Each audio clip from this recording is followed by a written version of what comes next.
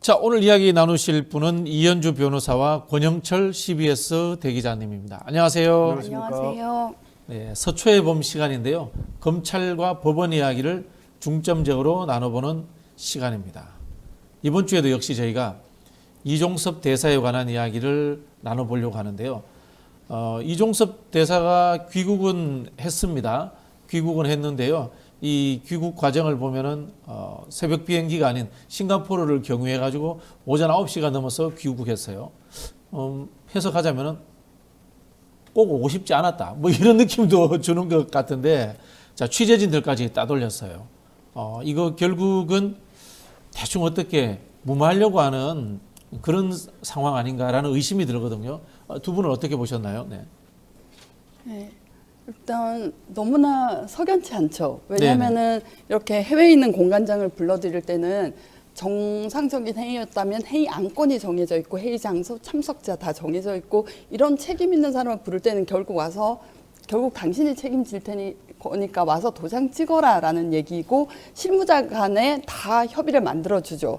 그리고 장소 그리고 의전이 중요하지 않습니까? 그렇죠. 네. 막 싸움 나가거든요. 저기 누가 안쪽에 앉느냐, 상석에 앉느냐. 그래서 하다못해 공공기관의 감찰위원회, 징계위원회도 일주일 전에는 담당자, 실무진이 회의 참석자에게 안건을 문건으로 보내고 장소 이건 그런 정도, 무슨 하다못해 정부위원회도 그렇게 하는데 이건 뭐지라고 알 수가 없던 차에 저 외교부 대변인께서 정말 일부러 이종섭 국방부 장관을 먹이려고 하는 게 아닌가라는, 추후 일정은 유관 기관별 협의 공조가 필요하다 라고 하니까 이거 정말 국민을 정말 우습게 하는구나. 이제 이게 급조된 회의, 다 눈에 보이는 걸, 국민도 눈에 보이고 직관적으로 알 수 있는 걸 부인하려고 하니 이거 참 기분이 불쾌했습니다. 그러니까 이종섭 그 대사가 귀국을 했으면은 공항에서 이 언론이 취재를 하잖아요. 네. 그럼 뭔가 정리된 입장을 이야기해야 되는데 전혀 그런 게 없어요. 원래 외교라는 게 사실은 이 프로토콜이 제일 중요하잖아요. 그렇죠, 네. 그걸 무시한 거죠. 그리고 부임한 지 11일 만에 급히 들어와야 될 만큼의 뭐 아주 긴급한 회의였다면은, 근데 들어와서 보면은 각 6개국 대사들이 각 개별 일정 따라 움직여요. 또 그리고는 후반부에 전체 회의가 있다라고 이야기를 하고 갑자기 무슨 방산 산업 시찰을 가겠다 또 이야기하고 그래요. 근데 이것 때문에 부임 11일 만에 이걸 불러들여야 될 일이 있었는지를 이해가 잘 안 되죠. 그러니까 일단은, 그리고 이종섭 대사가 귀국한다는 거를 외교부보다는 한동훈 국민의힘 비대위원장이 먼저 또 공개를 했어요. 네네. 그것도 좀 절차에 좀 안 맞는 것 같고, 뭔가 그러니까 이종섭 대사를 임명하고 외국에 나가는 과정도 조금 뭔가 좀 국민들한테 의혹을 쌓이게 만들었는데, 갑자기 한동훈 비대위원장이 이종섭 즉시 귀국하라고 그랬단 말이에요. 그러니까 그 귀국이라는 게 이제 단어가 이렇게 해석들을 많이 하잖아요. 그 일종의 데드라인, 금도가 선이 있는 게 아닌가. 한동훈 위원장이 사실은 야당이었다면은 사퇴하라, 아니면은 해임하라라고 해서야 정상적이거든요. 그런데 대통령의 인사권에 그 누를 끼치지 않는 선이 귀국하라가 다 마지막이죠. 그러니까 귀국을 했는데, 그럼 귀국을 뭐 때문에 하라고 그러냐? 외국 공관장 회의면 공무로 들어오는 거잖아요. 네네. 근데 지금은 공무로 움직이는 것 같지가 않아요. 움직이는 것 자체가. 그러니까 지금 정부가 네. 또는 이종섭 대사가 어떤 공무로 움직이는지 밝혀줘야 돼요. 이 공항에 도착했을 때 보면은 25일 날 방산 관련 재외 공관장 회의가 있다, 그렇게 이야기를 했는데 네. 회의했다는 뭐 브리핑이 전혀 없어요. 회의 어제 뭐 방사청장 면담했다라고만 밝히고 내용과 일정은 밝힐 수 없다, 뭐 이렇게 이제 보안이라고 얘기를 했죠, 국방부에서. 그러면 이제 이게 결국은 정치적으로 여당 위원장이 이 정치 이슈를 소멸시키기 위해서 입국하라고 했으니까 입국했다, 이렇게밖에 볼 수 없는 상황 아니겠습니까? 결국은 국민의 여론이 이종섭 해외 도피 쪽으로 몰리니까 그럼 들어와라라고 한 건데, 들어와서 보니까 그러면은 주재국 대사가 그 나라에 있어야 일을 하는 건데 왜 들어왔냐? 근데 와서 하는 일이 호주와 관계된 일을 하는 것도 아니고 무슨 방산 회의를 한다 그러는데 시찰 간다 그러고, 그럼 이게 사람이 뭐하러 온 거야? 라고 하니까, 그러면 한동훈 위원장이 얘기하니까 할 수 없이 받아들여서 대통령실에 받아들여서 불러온 게 아닌가. 외교부도 주가 아니라 객이 아닌가라는 느낌을 주고 있는 거죠 지금. 네, 참 공교롭게도 들어오시는 날 3월 21일 날 큰 선물이 있었어요. 오히려 그 박정훈 대령의 3차 공판 기일이었습니다. 네네네. 그래서 뭐 이모 공보실장이 이거 지시 이첩 보류 지시를 한 주체는 김계한 해병대 사령관이 아니다. 이 전 장관이다라는 법정 증언이 나오고 난 뒤에 딱 들어오시는 거 이거 무마하기는커녕 보낸데 이유가 있었구나라고 돼버리는 거예요.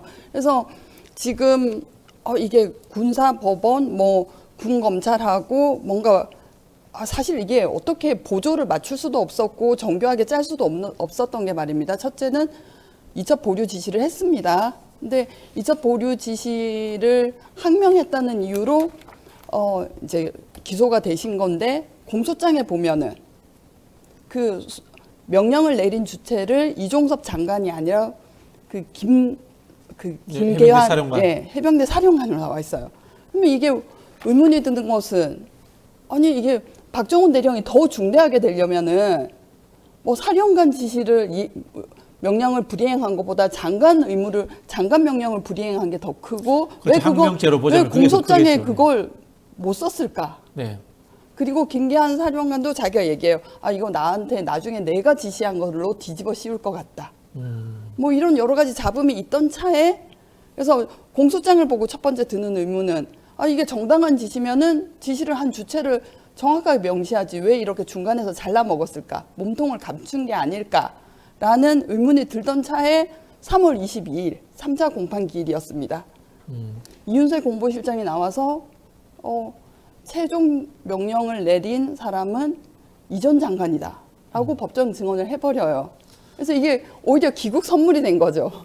그러면은 이종섭 대사 같은 경우에 박정훈 대령 재판의 증인이라든가 참고인으로 나올 수밖에 없는 상황이 되어버렸네요. 네. 근데 이게 결국 박정훈 대령을 기소한 게 또 패착이 되어버린 것은 항명죄의 구성 요건이 정당한 명령에 항명하거나 거부한 거여서 명령 자체가 정당해야 됩니다. 이것은 뭐 공무집행 방해죄와 같이 공무가 적법해야 보호할 가치가 있는 거지 위법한 공무집행에 뭐 불법한 긴급체포여서 저항하고 밀쳤다 이것은 제가 안 되거든요. 이게 명령의 정당성이 문제가 되는 거예요. 그럼 명령이 부당하다고 하면 김계한 사령관이 오히려 뒤집어 쓰게 되는 것입니다. 그런데 제가 이 사태에서 깨달은 건 군검찰이 검찰보다 낫구나.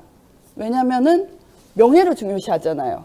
김계한 사령관이 억울함을 뒤집어 쓸 수는 없으니까 거기 7월 30일 대책회의에 참석했던 사람이 몸통은 이 사람 아니다라고 정직하게 말해주는 거예요. 그래서 제가 이 최초에 그 이종섭 장관에게 지시를 한 주체가 용화대라고 가정한다는 면입니다. 가정한다면 윤 대통령의 생각은 이게 군 검찰이 검찰과 같다고 생각한 것 같아요. 상관이 지시하면 다 입 맞추고 법정에서도 거짓말 해주고 일사불란하게 움직일 줄 알았는데 그게 아니었던 거예요. 그러면은 지금 박정훈 대령의 항명죄 관련 재판이 무죄가 나온다. 그러면은 이 부당한 지시였다는 뜻이 되지 않습니까? 부당한 지시를 했다라고 하면은 부당한 지시의 윗선인 해병대 사령관이라든가 이종섭 장관은 부당한 지시를 했다는 건 이 직권남용 아닌가요? 부당한 지시라는 것은?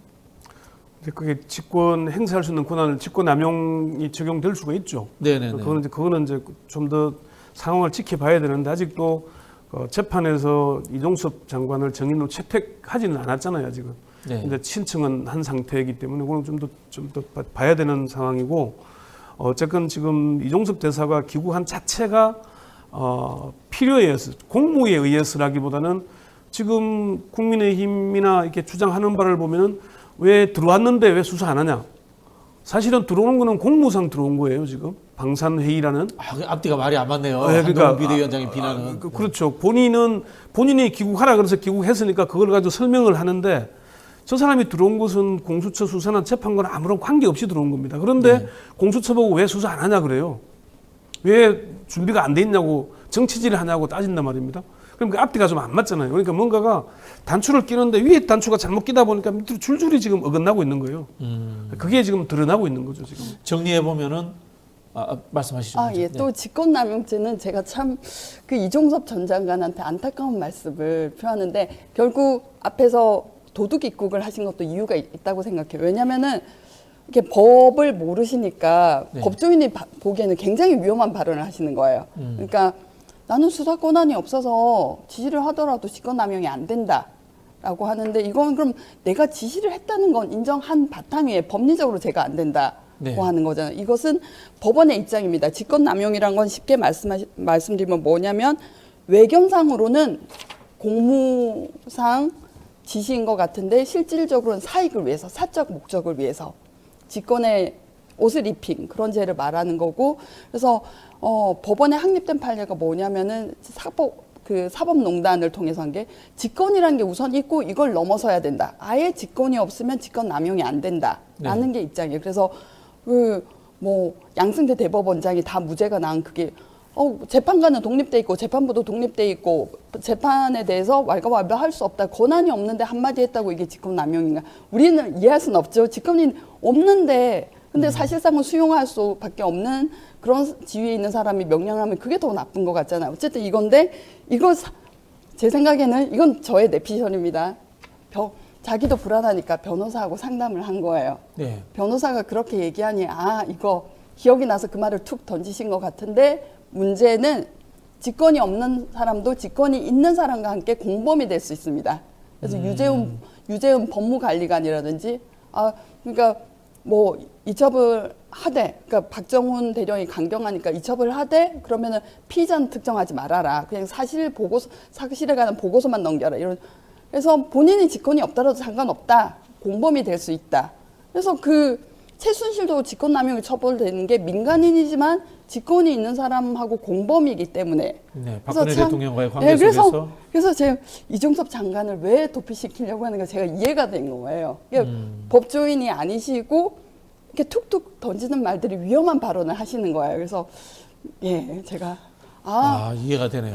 최순실 씨 같은 경우는 이 공직자가 아니기 때문에 직권이 없는데도 불구하고 상위 공직자의 직권을 갖고 와서 협의를 해서 공모를 행사했기 했다. 때문에 직권 남용이 됐고 이 사인이 직권을 가져와서 섰기 때문에 이게 국정농단이 된 것이다. 우리가 이렇게 해석하는 거지 않습니까? 그래서 이종섭 전 장관도 본인이 수사 업무를 하는 사람 아니고 수사 업무의 윗선은 아니더라도 이 윗선하고 공모를 해서 지시를 해서 있으면 공동 정범이라는 게 될 수 있습니다. 그래서 네. 참 안타깝다. 그래서 왜 도피시키려고 했는지 납득이 온다라는 게 제 입장입니다. 이게 보니까 그런 것 같아요. 이종섭 장관이 군 지휘관으로서의 명령권, 그 다음에 이 수사 지휘권은 없잖아요, 그죠? 네. 이게 막 헷갈린 것 같아요. 근데 저는 이 헷갈렸다는 게 뭐 가정입니다만은 이종섭 그 장관에게 압력을 행사한 그분도 헷갈렸었던 것 같아요. 내가 군 통수권자라고 하니까 내가 검찰 때 있었던 것처럼 수사 지휘권도 있구나라고 이렇게 막 헷갈려서 착각하지 않았나 그런 생각이 좀 들거든요. 네. 뭐 제 해석이 맞는지 모르겠습니다만은. 네. 자, 한동훈 비대위원장 문제는 이런 것 같아요. 한동훈 비대위원장 이야기하는 겁니다. 이종섭 대사한테 내가 들어오라고 했다. 그렇게 이야기한 겁니다. 예. 자, 근데 이종섭 대사는 아니다. 나는 공무로 들어왔다. 나 외교부 관리기 때문에 공무로 들어왔다. 이렇게 이야기를 했는데 한동훈 비대위원장은 또 여기에 대해서 무슨 이야기를 하냐면은 공수처 조사 왜 안 하느냐 또 이야기를 합니다. 이게 앞뒤가 전혀 안 맞는 거죠. 그죠? 네, 그렇죠. 안 이 맞죠. 이종섭 대사는 외교부에 이제 소속된 관료로서 이제 회의 때문에 들어왔는데 네. 결국 이게 한동훈 비대위원장이 스스로 이종섭 대사가 들어온 이유를 자백해 버렸네요. 그렇게 되는 셈이죠. 사실 목적은 원래 이 공무상 목적은 방산 관련 6개국 대사 회의인데 네네. 그 공관장 회의에 들어왔는데 왜 공수처가 이 대사 들어왔는데 조사 안 하고 있냐. 그러니까 들어온 목적과 좀 달리 얘기하고 있는 얘기니까요. 요 영상 얘기를 뭐 한번 볼까요? 예. 네. 한동훈 비대위원장이 이제 공수처에 대해서 수사 안 한다고 정치질에 가깝다라고 비난을 했습니다. 여기에 대해서 지난해 이제 송영길 대표에 대해서 수사에 대해서 했던 입장하고 한번 차이가 있는데 한번 비교해서 한번 보시죠. 네. 외교적인 문제 충분히 감안한 상태에서 민심에 순응하기 위해서 이종섭 대사가 귀국했죠. 그런데 조금 전에 공수처는 조사 준비가 안 됐다는 얘기를 했더라고요. 저는 잘못 본 줄 알았습니다. 이 정도면 총선 앞에 정치 공작에 가까운 겁니다. 다음 주 초에 송영길 대표님 본인의 당선을 위해서 돈 봉투 뿌렸다는 혐의로 민주당 국회의원 2분에 대해서 체포동의안 표결이 예정돼 있죠. 이렇게 수사는 일정에 따라서 진행되고 있는데요. 그러니까 본인이 마음 다급하시더라도 절차에 따라서 수사에 잘 응하시면 될 것 같습니다. 네, 이 두 발언이 논란이 되니까요. 한동훈 위원장은 송영길 씨에 대해서는 출국 금지를 하지 않았다. 본인이 법무부 장관 때입니다. 그렇게 반박을 했고요. 그러면서 지금 상황과는 완전히 다르다. 이렇게 이야기를 하는데요. 저희가 느끼기에는 내가 하면 수사고 공수처가 하는 것은 정치질이다. 이렇게 내로남불로 보입니다. 두 분은 어떻게 보셨나요? 네. 이게 말이 좀 안 되는 얘기가 뭐 송영길 전 대표는 그때 파리에 있었으니까 출금할 이유가 없었죠. 일이 터지기 전에. 그러니까 당연히 출금됐던 건 아닌데 그때는 조사 받아야 된다는 취지로 얘기해서 뭐 12일 만인가 급히 들어왔죠. 들어오긴 했는데 이게 사실은 한동훈 수사는 한동훈 비대위원장이 가장 잘하는 일 아닙니까? 네. 수사를 하는데 그러면은 죄송합니다. 공수처가 준비가 돼야 부르죠. 지금 한동훈 비대위원장이 들어오라 그래서 이종섭 대사가 들어왔으면은 공수처하고는 관계 없는 거잖아요. 그렇죠. 공수처가 불렀으면은 왜 조사 안 하냐고 따질 수 있어요. 네. 근데 왜 안 들어오냐고 따지다가 들어왔는데 조사 안 하고 방치하면은 그거는 따질 수 있습니다. 그런데 지금의 이종섭 대사의 갑작스러운 귀국은 이건 외교부도 좀 뭔가 계기된 듯한 느낌이고 한동훈 비대위원장이 주장하고 대통령실이 받아들이면서 들어온 걸로 지금 이해가 되잖아요. 그럼 그 와중에서 조사 여부는 공수처는 별개의 문제인 겁니다. 공수처는 자기들 절차대로 밟고 있다. 제가 확인해 보니까 공수처는 지금 실무자들 아마 수사를 진행하고 있다. 압수물 분석 이후에 이 절차대로 가는 거거든요. 그런 문제 중에 있는데 그걸 공수처 보고 정치질이라고 비판을 한다면은 앞뒤가 말이 좀 안 맞는 거 아닌가 싶습니다. 이게 검찰이야말로 그 내로남불의 세고봉인데요. 뭐 내가 하면 정당한 수사고 남이 하면 정치질이고 그리고 내가 하면 국민의 알 권리를 충족시키는 것이고 공수처가 하면 공무상 기밀 누설이고 지금 뭐 여러 가지 수사하는 사람만이 알 수 있는 정보들이 언론에 이렇게 보도되고 있는데 출처가 사실 어딘지는 알 수 없어요. 뭐 그런 보도들에 대해서 이제 여당이 그 검찰에 실제로 공수처 검사들을 공무상 기밀 누설로 고발을 했죠. 그리고 또 하나 사실 그 윤 대통령도 2013년에 자신의 모습이 지금 박정훈 대령 아닙니까? 자기가 받았을 때는 수사 외압이고 자기가 내릴 때는 정당한 업무상의 명령이겠죠. 네. 그래서 정말로 이건 내로남불의 진술을 보여준다라고 저는 생각해요. 그리고 또 하나는 수사를 해본 사람이라면 알 수밖에 없는 게 이게 관련자가 다수이고 전체적인 구도를 우선 파악해야 됩니다. 그래서 이게 그리고 일부만 이종섭 장관만 수사해서 기소를 하거나 안 하거나 할 수도 없는 것이고 또 뭐 여론에 떠밀려서 기소를 할 수도 없는 것이고 그럼 수사 미진이 되고 공소 유지가 어려우니까요. 그러니까 무슨 얘기냐면은 관여자들을 모두 조사해서 어디까지가 직권남용의 피해자고 어디까지가 직권남용의 그 행위자인지 또 선별을 해야 되고 결국은 이종섭 장관만 불러서 조사한다고 끝나는 게 아니죠. 네. 그래서 게다가 검찰은 뭐 민주당을 수사할 때 저는 우리나라 검찰 수사력의 한 20%는 갈아 넣었다고 봐요. 왜냐하면은 전국 지청 지검에 있는 에이스까지 다 파견을 받아서 수사를 합니다. 그래서 일선 지청에서 그 검사가 들고 있던 사건은 자리를 뜨니까 자꾸 재배당이 일어나요. 네. 본래 자기 사건이 사람 손을 타면 안 좋거든요. 왜냐면 처음부터 자기가 하던 사건이 아니면 애정도 없고 맥락도 모르게 되고 그러면서 지금 검찰에서 그 수사관도 개탄을 하면서 이제까지 가장 검찰 역사상에 재배당이 많이 된 사건이 조정래 씨의 태백 산매 네. 국가보안법 위반인데 이게 눈치 보면서 자꾸 미룬 거예요. 그래서 재배당 도장이 재배당 검사가 바뀌면서 한 페이지 재배당 도장이 한 페이지가 넘어갔는데 민주당 사람들 수사하면서 이 현재 그 검찰이 있는 사건이 재배당이 한 페이지 반이 넘어갔다는 거예요. 야, 그럼 뭐 나머지 민생 관련 수사들이 제대로 안 될 뿐더러 그렇죠. 그러니까 이 이게 검사들은 민주당이 엄청난 뭐 업무량에 부당하게 시달리겠네요. 탄압받는다는 것뿐만 아니라 해야 할 수사가 제대로 안 되고 있다라는 것도 주의를 기울여야 되는, 주목을 해야 되는데요. 그럼 어떻게 수사가 어떤 식으로 이루어지고 공수처의 뭐 인력 상황이 어떤지 잘 아는 비대위원장이 이런 말을 하는 건 참 개탄스럽죠. 그럼 지금 현재 이제 공수처가 이종섭 대사 네. 소환을 못 하는 겁니까? 안 하고 있는 겁니까? 그 수사를 하다 보면은 좀 이런 겁니다. 정점에 있는 사람을 혐의를 확인하기 위해서는 바닥부터 다져 올라가야 되거든요. 그런데 이종섭 대사를 먼저 부르라는 이유는 이런 압박도 있는 걸로 해석을 할 수 있습니다. 뭐냐면은 이종섭 대사의 진술 조서가 나오면은 나머지 변호인들이 어떤 진술을 조사를 받았고 내용이 쫙 다 알게 돼요. 그러면은 아래에서 진술해야 될 사람들이 모범 답안을 받아드는 겁니다.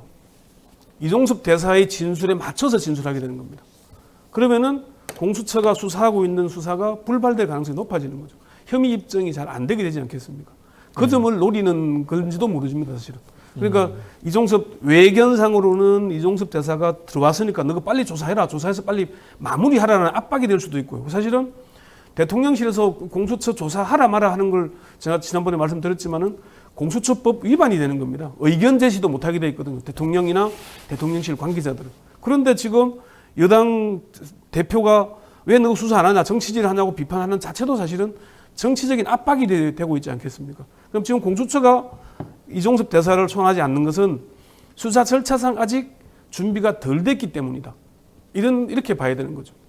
현재 안 그래도요. 예. 그 더불어민주당에서 윤석열 대통령과 대통령실 관계자를 허위 공문서 작성 및 행사 혐의로 고발한 상황입니다.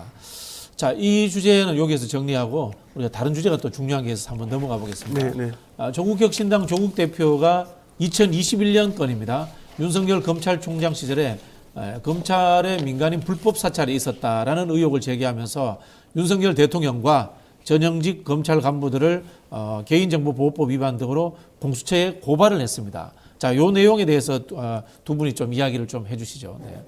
먼저 변호사님 잠깐 이야기해 주실까요? 네, 이거 그 뉴스버스의 이진동 대표가 이진동 기자, 네. 이진동 기자가 그 검찰에서 수사를 받으면서 어떤 보고서를 확인하게 됩니다. 보고서 내용에 그 이진동 기자의 핸드폰을 포렌식하고 나머지는 뭐 대검 서버에 보관해 두었다라는 보고서를 발견하고 압수수색상의 명령하고 다르니까요. 관계없는 것은 폐기하거나 반환하라는 걸 발견하고 문제 제기를 했더니 대검 예규로 버젓이 그 이런 압수 포렌식한 자료의 보관에 대한 예규를 그 윤석열 검찰총장 때 2021년에 대검 예규로 개정하면서 이미 그 제도화했다는 걸 발견하고 문제 제기를 하면서 시작된 사건입니다. 그래서 하나는 제가 참 놀라운 게 이게 사실은 그 이재용 삼성 부회장이 법정에서 수사를 받을 법정에서 재판을 받을 때 한번 문제 제기가 됐었어요. 네네. 재판부에게 호되게 야단을 맞는데 장충기 미전 실장이었나요? 예. 네네. 그분의 그 보관하고 있다가 그 3, 4년 전에 압수수색 그 자료를 여기 내니까 재판부가 이거 증거법칙에도 어긋나고 형사소송법에도 어긋나는데 뭐 하시는 거냐면서 호되게 야단을 옛날 캐비넷에서 꺼내온 거네요. 그쵸. 쉽게 말하면. 네. 그래서 옛날 사건에 킵해놨던 걸 현재 사건의 증거로 딱 내미니까 이게 적법한 증거냐 라면서 호되게 야단을 맞았죠. 그래서 이건 보면은 장충기의 변호인들조차 발견하지 못했던 걸 분명히 이진동 대표와 마찬가지로 그런 보고서가 붙었겠죠.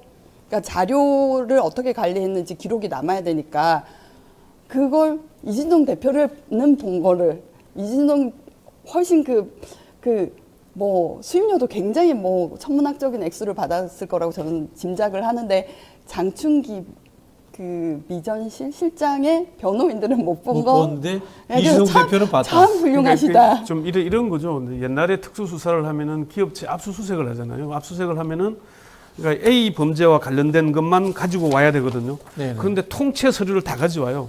그럼 거기서 그 사람이 A 정치인한테 돈을 준 흔적만 찾으면 되는데 보니까 B한테도 줬네, C한테도 줬네, 이걸 저장해 놓는 거죠. 네. 필요할 때 꺼내서 수사해왔던 방식이고 이게 별건 수사로 비판받던 거거든요. 영화 더킹에 나오는 못하게 그 장면이지 않습니까? 못하게 해왔는데 네. 오히려 윤석열 검찰총장 시절에 예규를 개정해서 개인의 지금 우리 저 진행자의 휴대전화를 압수하잖아요.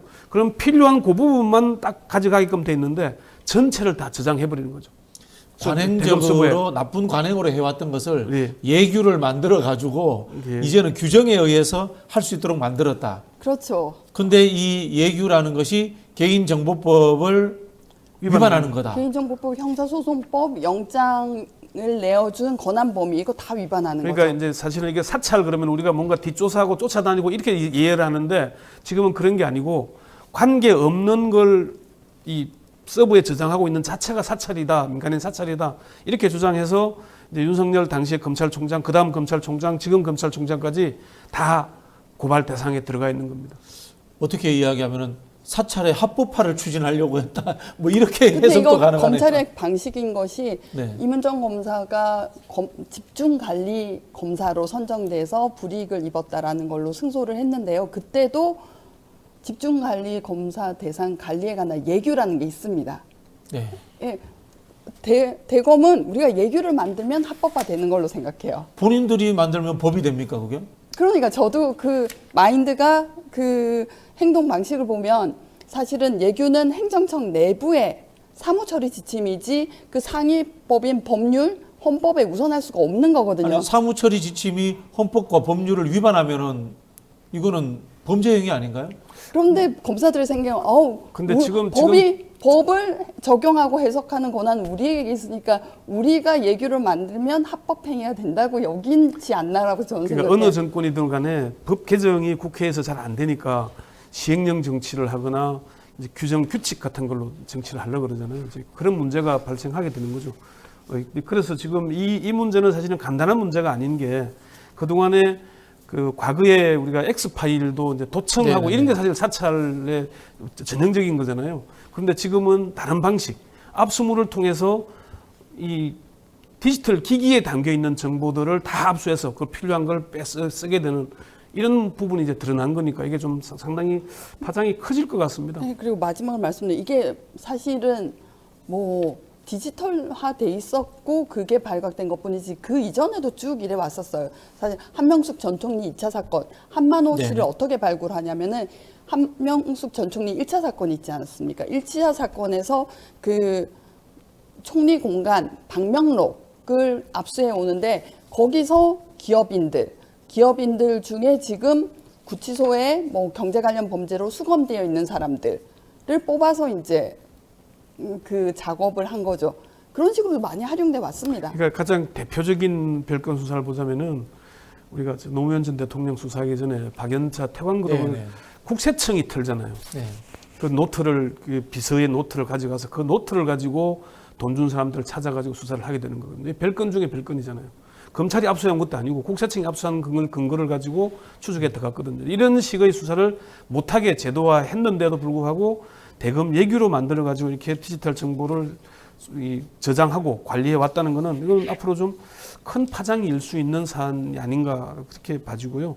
아까 말씀드린 대로 수사를 하면서 자기들이 수사를 가장 잘하는 사람들인데 그 절차를 위반하고 자기가 수사기관도 아니면서 왜 들어왔는데 조사 안 하냐. 아니 이종섭 대사의 귀국은 공관장 회의, 방산 관련 공관장 회의 목적으로 들어온 공무로 들어온 건데 공수처 수사는 별건이잖아요. 근데 왜 공수처가 조사 안 하냐고 그걸 비판합니까? 네. 말이 안 되는 걸 하고 있는 겁니다, 지금. 알겠습니다. 자, 두 분 이야기를 들어보니까요. 이 2021년도에 윤석열 총장이 예규를 만든 거는 본인이 증거를 만든 거네요. 어떻게 보면 그렇게 해석이 되네요. 네. 자, 이 문제는 결국 이제 이게 캐비넷 이야기입니다. 디지털 캐비넷이라고 보시면 될 것 같아요. 그래서 아마 제대로 딱 걸렸다. 이진동 대표와 조국혁신당 대표에게 딱 걸렸다. 이렇게 보시고 여러분들이 관심을 가지고 계속해서 봐주시면 고맙겠습니다. 자, 두 분 감사합니다. 네, 수고하셨습니다. 네, 감사합니다. 네.